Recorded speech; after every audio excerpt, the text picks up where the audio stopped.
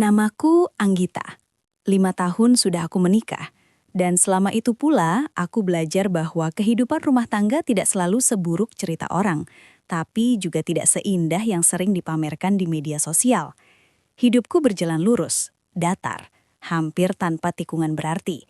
Setiap pagi aku bangun sebelum matahari benar-benar naik, menyiapkan air panas, menyapu sedikit bagian rumah yang berdebu karena angin gang sempit, lalu berangkat kerja dengan langkah yang sama dari hari ke hari.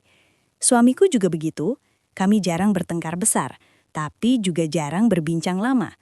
Hubungan kami seperti jam dinding tua, masih berdetak, tapi suaranya sudah nyaris tak terdengar. Rumah kami kecil, berdinding cat kusam yang pernah putih tapi kini kekuningan. Terletak di gang yang lebarnya hanya cukup untuk 1 motor lewat. Kalau 2 motor berpapasan, salah satunya harus mengalah dan menepi. Anak-anak sering bermain di ujung gang sore hari. Ibu-ibu duduk di kursi plastik sambil membicarakan harga bahan pokok atau kabar kerabat jauh. Semua orang saling mengenal nama, tapi tidak benar-benar tahu isi kepala masing-masing. Aku merasa lingkungan seperti itu aman. Tidak ada yang terlalu peduli. Semua sibuk dengan urusannya sendiri. Setidaknya itu yang selalu aku yakini. Di kantor, hidupku terasa sedikit berbeda. Aku bekerja di sebuah perusahaan kecil dengan jumlah karyawan yang tidak sampai 50 orang. Suasananya santai, tidak terlalu formal, dan setiap orang merasa seperti bagian dari keluarga. Reno masuk sebagai karyawan baru sekitar 1,5 tahun lalu. Posturnya biasa saja, tidak terlalu tinggi, tidak juga mencolok, tapi caranya berbicara tenang, tidak terburu-buru, dan selalu mendengarkan sampai orang selesai bicara. Hal sederhana yang jarang kutemukan bahkan di rumah sendiri. Awalnya kami hanya sering satu tim dalam beberapa proyek.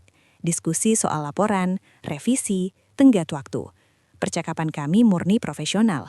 Aku tidak pernah berpikir lebih dari itu. Namun, ada satu momen kecil yang mungkin menjadi awal dari semuanya. Suatu siang, aku terlihat sangat lelah. Mataku panas karena kurang tidur, pikiranku penuh karena urusan rumah yang tidak selesai. Reno menawariku kopi tanpa banyak bicara. Tidak ada kalimat rayuan, tidak ada tatapan aneh, hanya secangkir kopi dan kalimat pendek. Kelihatannya kamu capek. Sejak hari itu, kami mulai lebih sering berbincang. Bukan tentang hal besar. Kadang hanya soal macet, soal makan siang, soal atasan yang menyebalkan. Lalu pelan-pelan, pembicaraan berubah arah. Aku mulai bercerita tentang rumah, tentang rutinitas yang membuatku merasa seperti mesin, tentang suami yang baik tapi terlalu pendiam. Reno tidak pernah menimpali dengan nasihat. Ia hanya mendengarkan. Sesekali mengangguk, sesekali mengeluarkan komentar ringan yang membuatku merasa dimengerti. Aku tidak sadar kapan tepatnya kenyamanan itu berubah menjadi kebutuhan. Aku hanya tahu ada hari-hari di mana aku lebih menunggu pesan darinya dibanding pesan dari suamiku sendiri. Aku masih pulang tepat waktu, masih memasak, masih melakukan kewajibanku sebagai istri. Tidak ada yang berubah dari luar, tapi di dalam ada ruang baru yang terisi oleh seseorang yang bukan seharusnya berada di sana. Kami tidak pernah duduk bersama dan membuat kesepakatan. Tidak ada pernyataan resmi tentang hubungan kami. Semuanya terasa mengalir. Seperti berjalan di jalan lurus yang tiba-tiba menurun sedikit, hampir tidak terasa, sampai akhirnya kita sudah jauh dari titik awal. Aku sering meyakinkan diriku bahwa ini hanya pertemanan, tidak lebih. Aku masih memakai batasan yang aku pikir jelas. Tidak bertemu malam hari, tidak pergi jauh, tidak meninggalkan jejak yang bisa mencurigakan. Pertemuan pertama di luar kantor siang hari, saat jam istirahat panjang. Kami makan di warung kecil yang sepi karena letaknya agak masuk. Aku memilih tempat itu dengan hati-hati. Aku memilih waktu itu dengan penuh perhitungan. Siang hari adalah jam aman. Orang-orang bekerja, anak-anak sekolah, ibu-ibu sibuk di dapur. Aku merasa cerdas karena menyusun semuanya sedemikian rupa. Aku bahkan sempat tertawa kecil dalam hati, merasa terlalu waspada untuk sesuatu yang menurutku tidak berbahaya. Kami duduk berhadapan, berbicara lebih lama dari biasanya. Ada jeda-jeda hening yang tidak canggung, ada tawa pelan yang terasa hangat. Tangannya sempat menyentuh tanganku saat mengambil sambal. Singkat, nyaris tidak terasa, tapi cukup untuk membuat dadaku bergetar. Aku tidak menarik tangan, aku membiarkan. Dalam kepalaku, alarm kecil berbunyi, tapi aku memilih mematikannya. Hari-hari berikutnya berjalan lebih berani, bukan karena aku berubah menjadi nekat, tapi karena rasa aman itu semakin tebal. Aku selalu memilih jam yang sama, selalu memastikan ponsel dalam mode senyap, selalu membersihkan riwayat chat. Aku merasa seperti seseorang yang melakukan kesalahan dengan rapi, seolah kerapian bisa menghapus dosa. Di rumah, suamiku tidak menunjukkan perubahan. Ia tetap pulang dengan wajah lelah, makan, lalu menonton televisi sampai tertidur. Aku menemaninya sambil sesekali memeriksa layar ponsel dengan sudut sempit. Tidak ada kecurigaan, tidak ada pertanyaan. Dan itu justru membuatku semakin berani. Aku merasa tidak terlihat. Gang kecil tempat rumahku berdiri selalu aku anggap tidak signifikan. Hanya jalan sempit dengan deretan rumah yang hampir seragam. Tidak ada yang istimewa. Tidak ada yang perlu diperhatikan. Aku lupa satu hal penting. Di tempat seperti itu, setiap suara, setiap langkah, setiap kendaraan yang berhenti selalu memiliki penonton. Mungkin mereka tidak berniat mengintip, tapi mata manusia secara alami akan melihat apa yang ada di hadapannya. Aku mulai mengatur pertemuan singkat di rumah saat suamiku bekerja lembur. Siang hari tentu saja. Aku memilih jam di mana matahari tepat di atas kepala. Aku pikir tidak ada yang akan peduli. Reno datang dengan motor, berhenti tidak tepat di depan rumah tapi agak jauh, seolah itu cukup untuk menyamarkan tujuannya. Kami masuk cepat, pintu kututup pelan. Jantungku berdetak cepat, bukan karena takut, tapi karena rasa adrenalin dan perasaan terlarang yang anehnya membuatku merasa hidup. Di dalam rumah yang sederhana itu, aku merasa seperti orang lain. Bukan istri yang setia, bukan perempuan yang dikenal tetangga. Aku menjadi seseorang yang memiliki rahasia, dan rahasia itu membuatku merasa spesial. Kami tidak langsung melakukan apapun yang berlebihan. Awalnya hanya duduk, berbicara pelan, saling berbagi cerita yang seharusnya tidak dibagikan. Tapi jarak fisik semakin menipis, dan batas yang aku pikir kokoh ternyata rapuh. Setiap kali Reno pulang, aku selalu berdiri di balik tirai, memastikan gang terlihat kosong. Aku melihat ibu-ibu yang biasanya duduk sudah tidak ada. Anak-anak belum pulang. Aku menahan nafas, lega. Aku menepuk dadaku sendiri, merasa semua terkendali. Aku lupa bahwa gang bukan panggung dengan jadwal pasti. Orang bisa muncul kapan saja, tanpa pemberitahuan. Hari itu terasa seperti hari-hari sebelumnya. Matahari terik, udara panas, dan suasana sepi. Reno datang lebih cepat dari biasanya. Kami berbincang singkat, tertawa pelan, lalu ia pamit sebelum waktu yang kami sepakati. Aku mengantarnya sampai depan pintu, membuka sedikit, memastikan keadaan aman. Aku tidak melihat siapapun. Aku menutup pintu dengan rasa puas karena sekali lagi semuanya berjalan sesuai rencana. Aku tidak tahu bahwa dari balik jendela rumah seberang itu ada sepasang mata yang memperhatikan. Bukan dengan niat buruk, bukan juga dengan rasa ingin tahu berlebihan. Hanya kebiasaan orang gang yang duduk dekat jendela karena udara di dalam rumah terlalu panas. Aku tidak sadar bahwa motor yang berhenti agak jauh itu tetap terlihat mencurigakan karena tidak pernah ada sebelumnya. Aku tidak sadar bahwa ketenanganku dibangun di atas asumsi, bukan kenyataan. Sore harinya aku keluar untuk membeli kebutuhan dapur. Aku menyapa tetangga seperti biasa. Senyumku tetap sama. Nada suaraku tidak berubah. Namun ada jeda aneh dalam balasan mereka. Tatapan yang sedikit lebih lama. Senyum yang tidak sepenuhnya sampai ke mata. Aku mengabaikannya. Aku pikir mungkin aku terlalu sensitif. Malamnya, saat suamiku sudah tertidur, aku berbaring menatap langit-langit. Rasa aman itu mulai retak. Bukan karena ada bukti nyata, tapi karena intuisi yang pelan-pelan berbicara. Aku mencoba menenangkan diri, mengingat semua langkah hati-hati yang sudah kuambil. Tidak mungkin ada yang tahu. Aku selalu rapi. Aku selalu waspada. Namun di gang kecil, cerita tidak butuh bukti kuat untuk tumbuh. Cukup potongan kecil, cukup satu adegan singkat, cukup satu pertanyaan yang dibisikkan pelan. Aku masih merasa aman malam itu. Aku masih percaya bahwa semua yang aku lakukan tersembunyi dengan baik. Aku tidak tahu, atau mungkin tidak mau tahu, bahwa langkah pertama sudah terlalu jauh untuk disebut aman. Di gang kecil itu, setiap rahasia selalu menemukan jalannya sendiri untuk keluar, dan aku baru saja meletakkan kakiku di awal jalan yang tidak bisa kutebak ujungnya. Aku tidak pernah benar-benar tahu kapan batas antara aman dan ceroboh itu terlewati. Yang aku rasakan hanya perubahan kecil yang tidak langsung terasa berbahaya, seperti udara yang mulai pengap, tapi kita baru sadar setelah sulit bernafas. Hari-hari setelah pertemuan itu, aku masih menjalani rutinitas dengan pola yang sama. Bangun pagi, bekerja, pulang, memasak, menemani suami sampai ia tertidur di depan televisi. Tidak ada yang terlihat aneh. Bahkan bagiku sendiri, hidupku masih tampak terkendali. Bulina tinggal tepat di seberang rumahku. Jarak rumah kami tidak sampai 5 meter.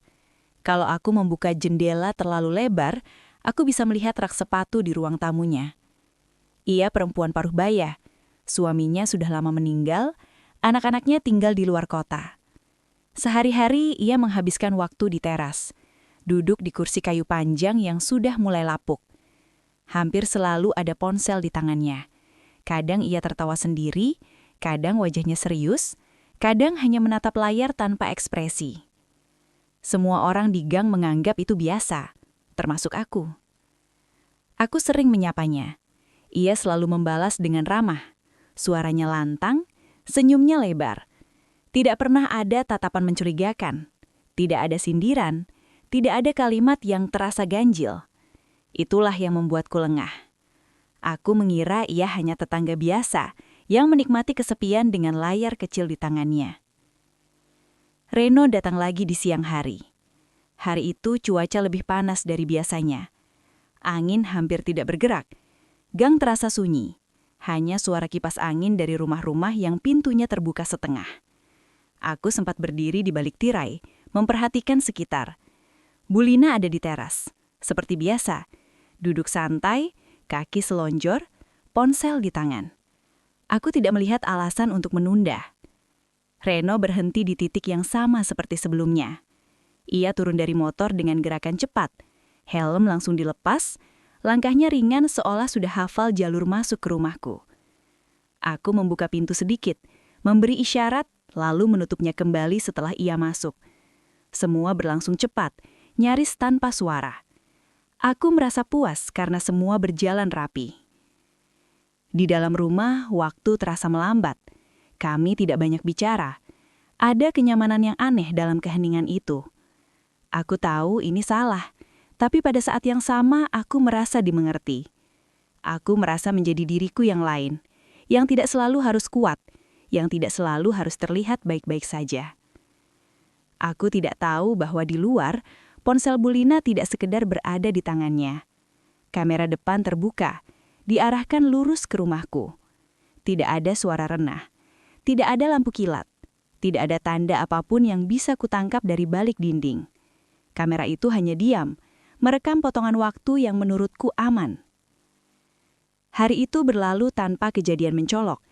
Reno pergi seperti biasa. Aku kembali pada peranku sebagai istri. Sore hari aku menyapu halaman kecil di depan rumah. Bulina masih di teras.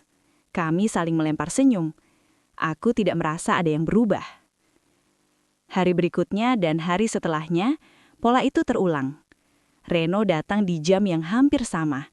Aku selalu memastikan situasi terlihat normal. Aku selalu menenangkan diri dengan pikiran bahwa Bulina terlalu sibuk dengan dunianya sendiri untuk memperhatikan aku. Aku bahkan mulai merasa sedikit terganggu dengan rasa curiga yang muncul sesekali, karena menurutku itu berlebihan. Aku lupa bahwa rasa ingin tahu manusia sering bekerja tanpa ekspresi. Tidak semua pengamatan disertai wajah serius atau tatapan tajam. Kadang seseorang bisa merekam dengan wajah santai, seolah sedang melakukan hal paling biasa di dunia. Suatu siang aku keluar rumah untuk membeli es batu. Bulina menyapaku lebih dulu. Nada suaranya sama, tidak berubah. Tapi entah kenapa hari itu aku merasakan sesuatu yang berbeda. Bukan dari kata-katanya, melainkan dari caranya menatap. Ada jeda singkat sebelum ia tersenyum. Mungkin hanya sepersekian detik, tapi cukup untuk membuat perutku terasa tidak nyaman. Aku mengabaikannya. Aku selalu pandai mengabaikan tanda-tanda kecil. Aku sudah terlalu sering melakukannya sejak awal kedekatanku dengan Reno. Aku melanjutkan langkah, berusaha menertawakan diriku sendiri yang mungkin hanya terlalu sensitif.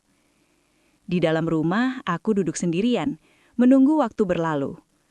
Ponselku berbunyi. Pesan dari Reno. Singkat, sederhana menanyakan apakah hari ini aman. Aku membalas dengan jawaban yang sama seperti biasa. Aman. Kata itu terasa ringan saat ku ketik, tapi berat setelah terkirim. Reno datang lagi. Kali ini sedikit lebih lama. Kami terlalu larut dalam rasa nyaman yang kami ciptakan sendiri. Aku lupa waktu. Aku lupa bahwa di luar dunia tidak berhenti hanya karena aku menutup pintu. Aku lupa bahwa teras Bulina masih menghadap langsung ke rumahku. Kamera itu merekam lebih dari sekedar kedatangan. Ia menangkap pola, jam, frekuensi, gestur kecil yang berulang, motor yang sama, wajah yang sama. Semua terekam tanpa perlu niat jahat. Hanya dengan satu tombol yang ditekan lalu dibiarkan. Aku tidak tahu bahwa rekaman itu tidak berhenti setelah 1 atau 2 kali. Ia menjadi kumpulan potongan yang saling melengkapi. Seperti puzzle yang pelan-pelan membentuk gambar utuh. Dan aku adalah pusatnya. Malam hari aku mulai sering terbangun tanpa alasan jelas. Jantungku berdebar seolah ada sesuatu yang terlewat. Aku mencoba mencari sumber kegelisahan itu, tapi tidak menemukan apapun yang konkret. Suamiku masih sama. Tetangga masih ramah. Tidak ada bisik-bisik yang terdengar jelas. Semuanya masih tampak normal. Namun, normal tidak selalu aman. Suatu sore, aku mendengar suara ibu-ibu tertawa di ujung gang. Bukan tawa biasa, tapi tawa yang terputus-putus, seolah diselingi bisikan. Aku tidak mendengar namaku disebut, tapi entah kenapa dadaku terasa sesak. Aku menutup pintu lebih cepat dari biasanya. Hari-hari berikutnya, Bulina masih di teras. Ponselnya masih di tangan. Tapi kini aku mulai memperhatikan hal-hal kecil yang sebelumnya luput. Posisi duduknya yang selalu menghadap rumahku. Cara ia meletakkan ponsel sedikit lebih tinggi dari dada. Layar yang kadang tampak gelap, kadang menyala. Aku mencoba meyakinkan diri bahwa itu kebetulan. Aku tidak ingin berpikir terlalu jauh. Reno tetap datang. Aku tidak berani menghentikannya secara tiba-tiba. Ada ketergantungan yang sudah terbentuk. Bukan hanya padanya, tapi pada perasaan menjadi seseorang yang diinginkan. Aku tahu resikonya, tapi aku belum siap menghadapi kehilangan itu. Setiap pintu tertutup, aku selalu merasa ada mata yang mengawasi. Perasaan itu semakin kuat, tapi tidak cukup kuat untuk membuatku berhenti. Aku terjebak di antara ketakutan dan kenyamanan. Dan kenyamanan itu selalu menang. Aku tidak tahu bahwa kamera tidak membutuhkan kedipan untuk bekerja. Ia tidak lelah. Ia tidak ragu. Ia tidak terpengaruh oleh alasan-alasan yang kubuat di kepalaku. Ia hanya merekam apa yang ada di depannya. Suatu hari saat aku sedang mencuci piring, aku mendengar Bulina bertelepon. Suaranya terdengar pelan tapi jelas karena jendela dapur terbuka. Aku tidak mendengar isi pembicaraannya secara utuh. Tapi ada satu kalimat yang membuat tanganku berhenti bergerak. Iya, udah beberapa kali. Aku tidak tahu apa yang ia maksud. Aku tidak berani mendekat. Aku hanya berdiri diam. Air keran mengalir, pikiranku berputar cepat. Aku mencoba menenangkan diri. Banyak hal bisa dimaksud dengan kalimat itu. Aku tidak boleh langsung berprasangka. Namun, sejak hari itu, rasa aman yang selama ini aku peluk mulai runtuh. Setiap suara motor yang berhenti membuatku menegang. Setiap ponsel yang kuangkat terasa sebuah beban. Aku mulai memeriksa jendela lebih sering. Aku mulai merasa rumahku sendiri bukan lagi tempat berlindung. Aku tidak tahu bahwa semua kegelisahan itu datang terlambat. Bahwa bukti sudah terkumpul. Bahwa rekaman sudah ada. Bahwa cerita tentangku mungkin sudah mulai berpindah tangan. Dari satu layar ke layar lain, dari satu mulut ke mulut berikutnya.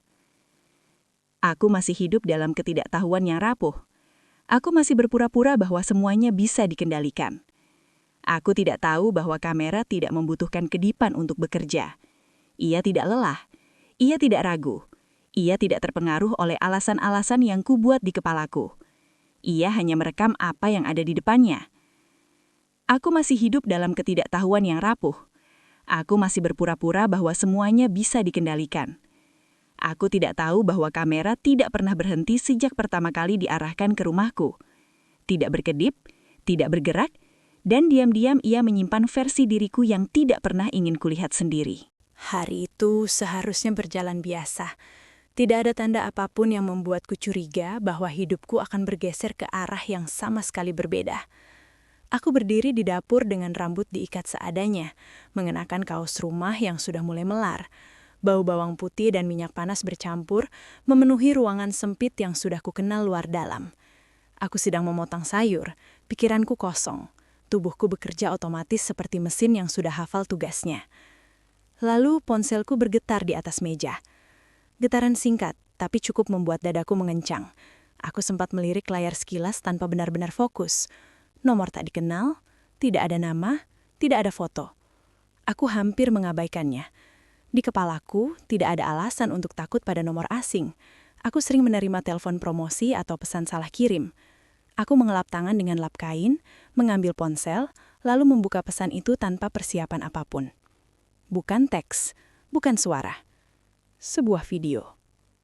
Jantungku berhenti sejenak, bukan karena aku langsung tahu isinya, tapi karena naluri yang tiba-tiba menjerit, memperingatkan sesuatu yang tidak ingin kuterima. Tanganku terasa dingin, padahal dapur panas. Aku menatap layar selama beberapa detik tanpa menekan apapun, berharap video itu hanya spam atau iklan bodoh. Aku salah. Begitu video itu diputar, dunia di sekitarku seperti ditarik menjauh. Suara dapur menghilang, bunyi penggorengan tidak lagi terdengar. Yang ada hanya gambar bergerak di layar ponselku. Aku mengenali diriku sendiri dalam hitungan detik.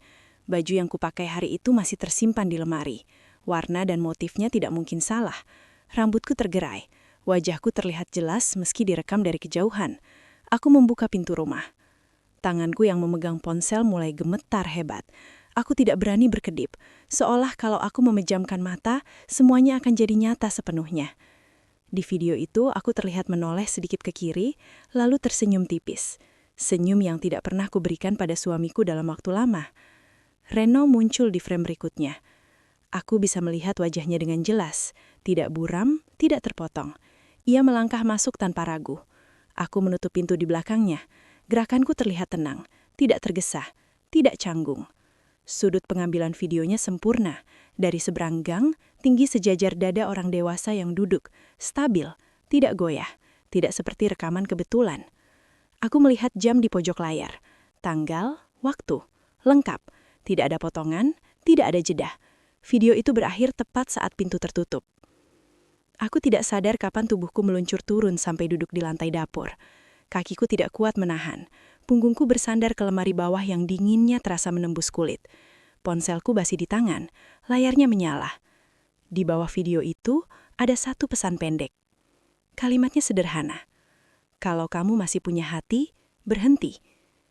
Aku membacanya berulang kali seolah susunan katanya akan berubah kalau aku menatap lebih lama. Tidak ada ancaman eksplisit, tidak ada makian, tidak ada permintaan. Justru itulah yang membuatnya jauh lebih menakutkan. Aku tidak menangis. Air mataku tidak keluar. Tubuhku terlalu kaku untuk bereaksi. Seperti saat seseorang menerima kabar buruk yang terlalu besar untuk langsung dipahami. Otakku bekerja, tapi kacau. Pikiran-pikiran berputar tanpa arah, saling bertabrakan, membuat kepalaku terasa penuh dan kosong sekaligus. Siapa yang merekam ini? Sejak kapan? Berapa kali? Apakah hanya satu video? Apakah ada yang lain? Dan pertanyaan paling menghantam datang belakangan, seperti pisau yang ditarik pelan. Siapa lagi yang sudah melihat ini? Aku menutup video itu lalu membukanya lagi. Mungkin aku berharap ada kesalahan. Mungkin aku berharap wajahku tidak sejelas yang kulihat pertama kali. Tapi tidak, setiap detail tetap di sana. Gerakanku, caraku berdiri, bahkan jeda singkat sebelum aku membuka pintu. Aku mematikan layar ponsel dan meletakkannya di lantai, seolah benda itu bisa meledak kapan saja. Napasku pendek-pendek, dadaku terasa berat. Aku meremas kain lap yang tadi kupakai sampai jemariku memutih. Bayangan Bulina muncul di kepalaku tanpa diundang. Teras, kursi kayu, ponsel di tangan, sudut yang sama dengan video itu. Tubuhku merinding, tapi aku tidak berani memastikan. Aku tidak punya bukti, hanya rasa takut yang mendadak menemukan bentuknya. Aku berdiri dengan susah payah, melangkah ke ruang tamu. Rumahku terasa asing, dinding-dindingnya seperti menyempit. Setiap jendela terlihat seperti mata yang mengawasi. Aku menutup gorden, mengunci pintu, meski tahu itu tidak mengubah apapun. Ponselku kembali bergetar. Kali ini dari Reno. Namanya muncul di layar. Biasanya melihat itu membuatku merasa tenang. Sekarang yang kurasakan hanya panik. Aku tidak langsung membuka pesan itu. Aku menatap namanya lama, seolah ia bukan orang yang sama dengan yang ada di video tadi. Tanganku ragu. Akhirnya aku membuka chat. Aman hari ini. Kalimat sederhana itu membuat kepalaku berdingung. Aman, kata yang selama ini kugunakan sebagai tameng. Sekarang kata itu terasa seperti lelucon kejam. Aku tidak langsung membalas. Aku menaruh ponsel, berjalan mondar-mandir di ruang tamu yang sempit. Setiap langkah terasa berat. Aku mencoba berpikir jernih, tapi pikiran jernih tidak mau datang. Aku mengambil ponsel lagi, lalu mengetik panjang, menghapus, mengetik ulang, menghapus lagi. Akhirnya yang terkirim hanya satu kalimat pendek. Jangan datang lagi. Tidak ada penjelasan, tidak ada alasan. Aku tahu itu akan memicu pertanyaan, tapi aku tidak peduli. Aku tidak sanggup menulis lebih. Balasan datang cepat. Maksudnya? Aku memejamkan mata. Video itu kembali terputar di kepalaku tanpa izin. Aku bisa merasakan lantai dapur yang dingin di punggungku lagi. Aku mengetik dengan jari gemetar. Ada yang tahu, aku direkam. Beberapa detik tidak ada jawaban. Lalu 3 titik muncul, menghilang, muncul lagi. Apa maksudmu direkam? Aku tidak menjawab. Aku tidak tahu harus menjelaskan dari mana. Aku tidak berani mengirim video itu. Aku takut begitu aku membagikannya, semuanya akan menjadi semakin nyata. Ponselku kembali bergetar, kali ini dari nomor tak dikenal yang sama. Tidak ada pesan baru, tidak ada video lanjutan, hanya satu tanda centang abu-abu di pesan sebelumnya berubah menjadi 2 biru. Pesanku telah dibaca, oleh siapapun itu. Tubuhku lemas. Aku menyadari satu hal yang membuatku semakin takut. Orang itu tidak menginginkan uang, tidak meminta apapun, tidak mengancam akan menyebarkan video. Ia hanya memberi peringatan. Dan peringatan seringkali berarti ada pilihan tapi juga ada konsekuensi. Aku duduk di sofa menatap pintu depan yang tertutup rapat. Aku membayangkan pintu itu terbuka di video, sama persis seperti yang kulihat tadi. Aku membayangkan orang di balik kamera, duduk santai, merekam tanpa emosi. Aku mencoba mengingat hari-hari sebelumnya. Apakah pernah ada orang yang terlalu lama menatapku? Apakah pernah ada suara ponsel yang kuabaikan? Apakah pernah aku merasa diperhatikan tapi memilih menepisnya? Semua terasa kabur.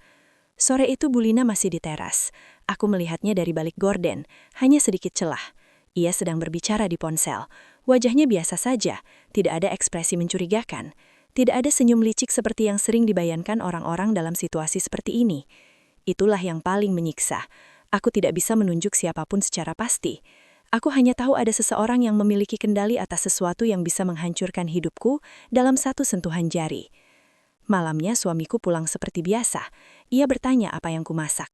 Aku menjawab seadanya. Suaraku terdengar normal, bahkan di telingaku sendiri.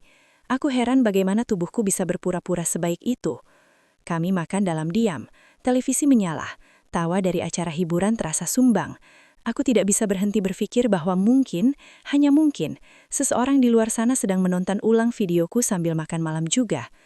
Di kamar, aku berbaring membelakangi suamiku. Ponselku kugenggam erat, layarnya menghadap ke bawah.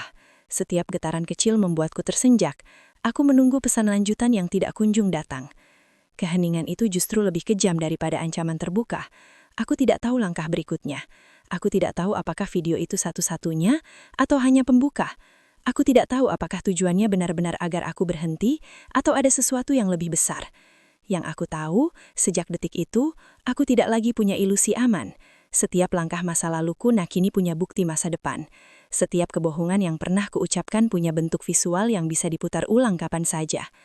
Aku menatap langit-langit kamar dalam gelap dengan satu pikiran yang terus berputar tanpa berhenti, menekan dadaku sampai sesak.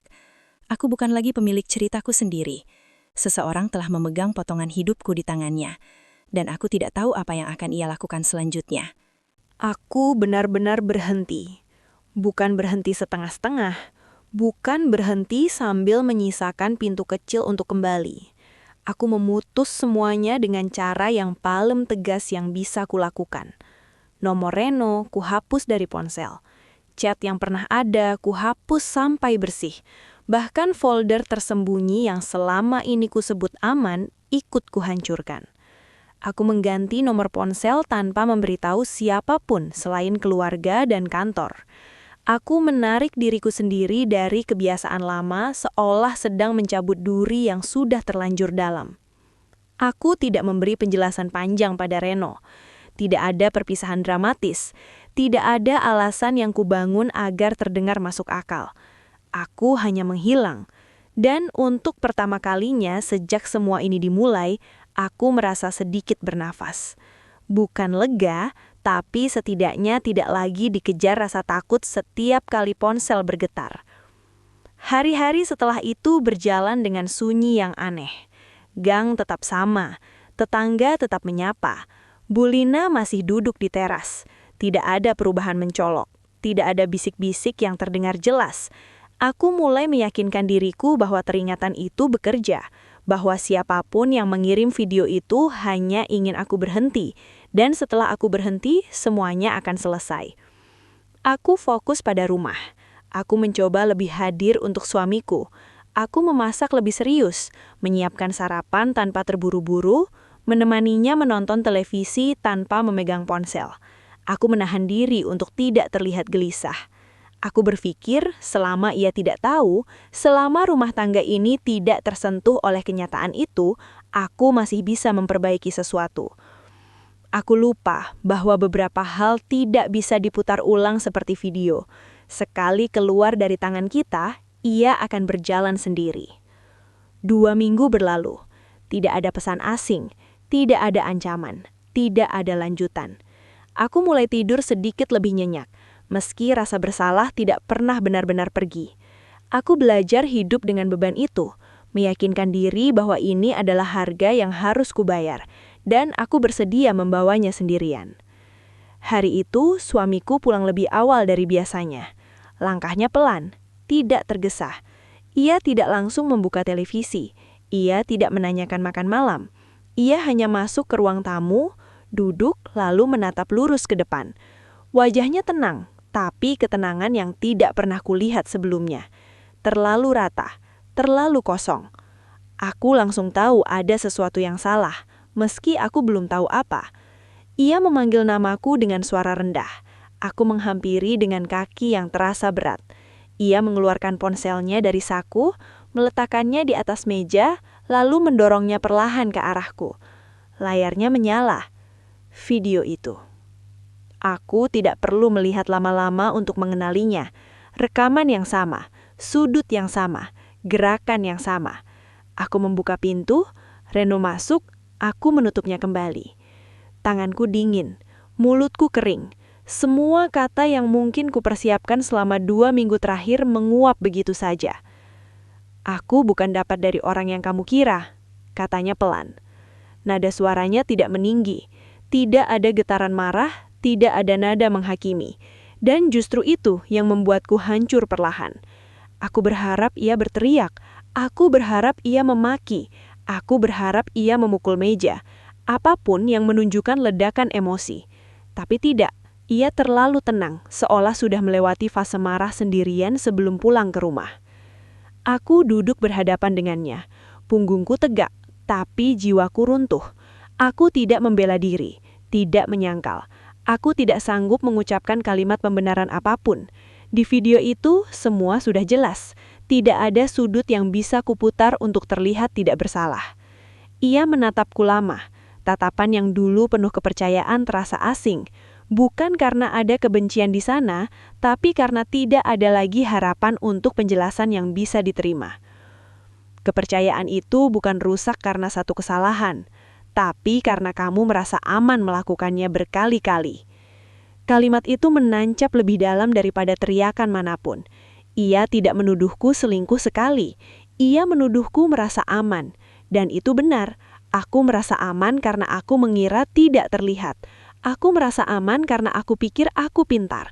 Aku merasa aman karena aku meremehkan dampak dari setiap pilihanku. Aku menunduk, air mata jatuh ke lantai bukan karena terkejut, tapi karena akhirnya tidak ada lagi yang bisa kusembunyikan. Semua alasan yang pernah kubuat di kepalaku terdengar konyol saat dihadapkan dengan kenyataan yang direkam tanpa emosi.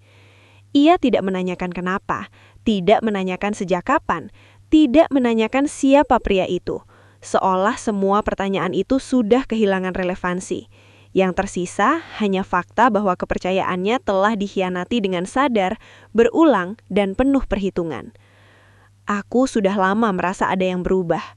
Bukan karena kamu ketahuan, tapi karena kamu tidak pernah benar-benar di sini. Aku terisak, tapi tetap diam. Setiap kata balasan terasa tidak pantas. Apapun yang kukatakan hanya akan terdengar seperti usaha menyelamatkan diri, bukan penyesalan yang tulus. Ia berdiri, berjalan ke kamar, lalu kembali membawa tas kecil. Gerakannya terukur, tidak ada kebingungan, seolah keputusan itu sudah lama dibuat. Aku butuh waktu, bukan buat marah, tapi buat memastikan aku masih bisa hidup tanpa membenci diriku sendiri.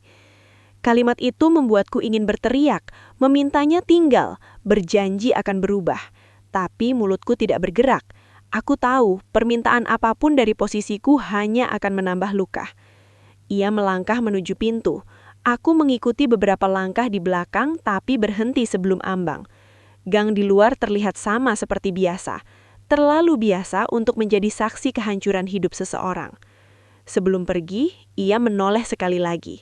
Bukan dengan tatapan marah, bukan dengan tatapan sedih, tapi tatapan seseorang yang baru saja kehilangan sesuatu yang tidak bisa dikembalikan. Aku berharap kamu benar-benar berhenti, bukan karena takut ketahuan, tapi karena kamu akhirnya sadar apa yang kamu hancurkan. Pintu tertutup. Suara itu terdengar lebih keras dari yang seharusnya. Rumah mendadak terasa kosong, meski semua barang masih ada di tempatnya. Aku duduk di lantai ruang tamu di posisi yang sama seperti saat menerima video pertama kali. Bedanya, kali ini aku tahu, semuanya benar-benar terlambat. Aku memikirkan peringatan itu. Aku memikirkan kalimat singkat yang dulu kukira sebagai kesempatan kedua. Aku berhenti, tapi bukan karena kesadaran. Aku berhenti karena ketakutan. Dan ternyata ketakutan tidak pernah cukup untuk menutup luka yang sudah terlanjur terbuka. Aku tidak tahu siapa yang pertama kali menyebarkan video itu. Aku tidak tahu siapa saja yang sempat melihatnya. Tapi pada akhirnya itu tidak lagi penting. Yang paling penting sudah terjadi.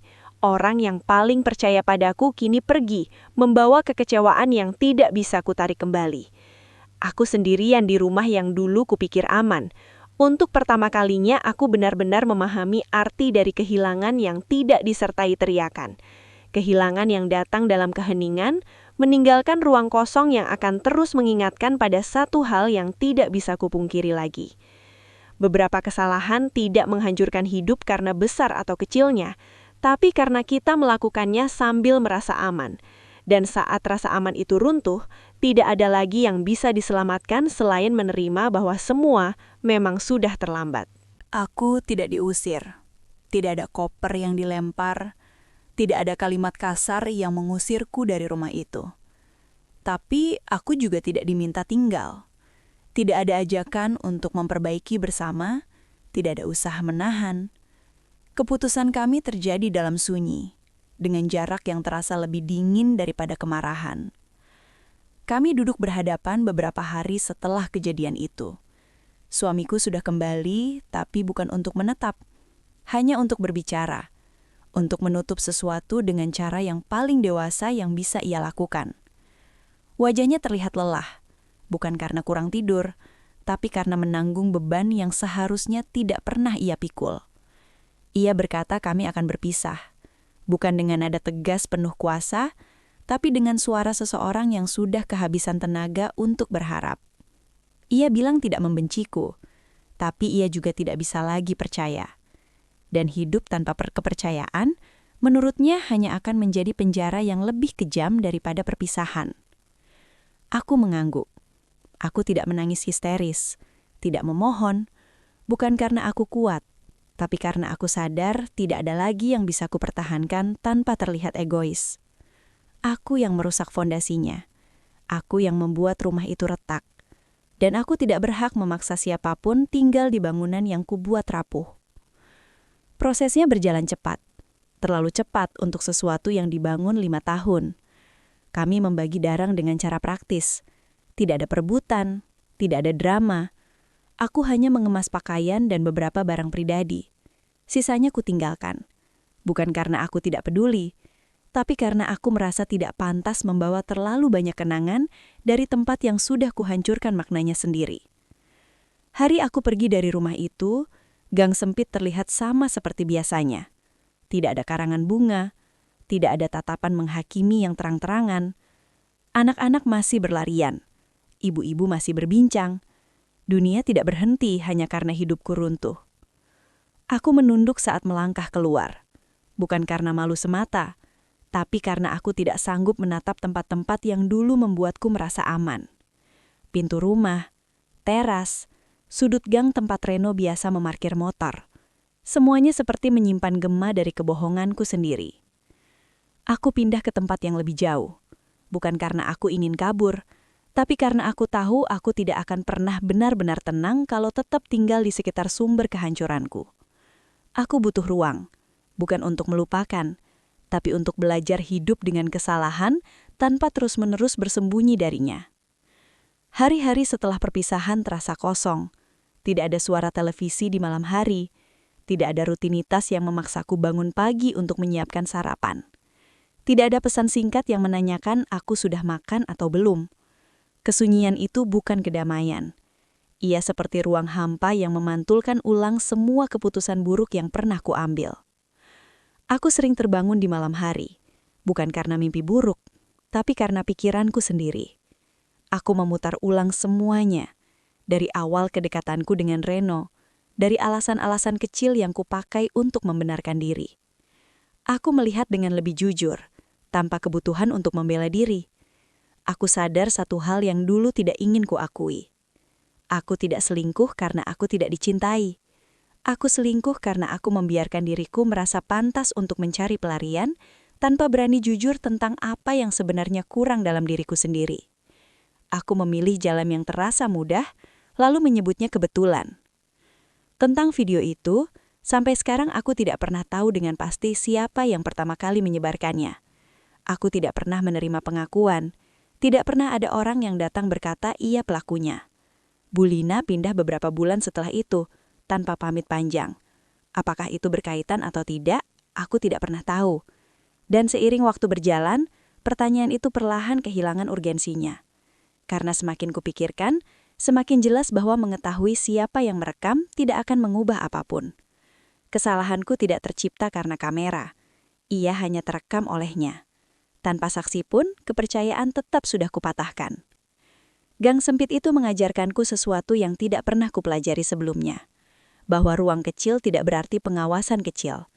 Justru di tempat-tempat sempit, segala sesuatu lebih mudah terlihat. Bukan hanya oleh mata, tapi oleh intuisi orang-orang yang terbiasa memperhatikan sekitar. Aku dulu mengira selama tidak ada yang berkata apa-apa, berarti tidak ada yang tahu.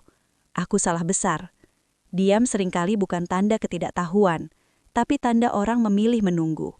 Menunggu waktu, menunggu bukti, menunggu sampai seseorang cukup jauh melangkah sebelum diingatkan. Pelajaran terbesarnya bukan tentang teknologi, bukan tentang kamera ponsel, bukan tentang tetangga, tapi tentang ilusi aman yang sering dipeluk orang-orang yang berbohong. Aku merasa rapih, aku merasa pintar, aku merasa terkendali. Dan perasaan itulah yang membuatku terus melangkah lebih jauh. Aku belajar bahwa kebohongan tidak selalu runtuh karena kesalahan besar. Kadang ia runtuh karena detail kecil yang kita anggap remeh. Sudut pandang orang lain, waktu yang berulang, pola yang terbaca. Dunia tidak membutuhkan pengakuan untuk membongkar sesuatu. Dunia hanya butuh kesabaran. Sekarang aku hidup sendiri dengan ritme yang jauh lebih pelan. Aku bekerja, pulang, memasak untuk diriku sendiri. Tidak ada drama, tidak ada rahasia besar yang harus kusimpan. Hidupku terasa lebih sederhana, tapi juga lebih jujur. Dan kejujuran itu tidak selalu nyaman, tapi setidaknya ia tidak memerlukan penjagaan terus-menerus. Sesekali aku masih merasa bersalah. Rasa itu tidak pernah benar-benar hilang. Ia muncul saat aku melewati gang sempit di tempat lain, saat aku melihat pasangan suami istri berjalan beriringan. Saat aku mendengar orang berkata bahwa selingkuh cuma urusan dua orang dewasa yang sama-sama mau. Aku ingin berkata pada mereka dengan tenang tanpa menggurui bahwa selingkuh tidak pernah sesederhana itu. Ia mungkin dimulai oleh dua orang, tapi dampaknya menyentuh banyak hal. Kepercayaan, lingkungan, orang-orang yang tidak pernah diminta pendapatnya, tapi ikut menanggung akibatnya. Aku tidak meminta simpati. Aku juga tidak mencari pembenaran. Cerita ini bukan tentang betapa jahatnya orang lain atau betapa apesnya aku. Ini tentang pilihan, tentang bagaimana satu rasa aman palsu bisa membuat seseorang meremehkan konsekuensi.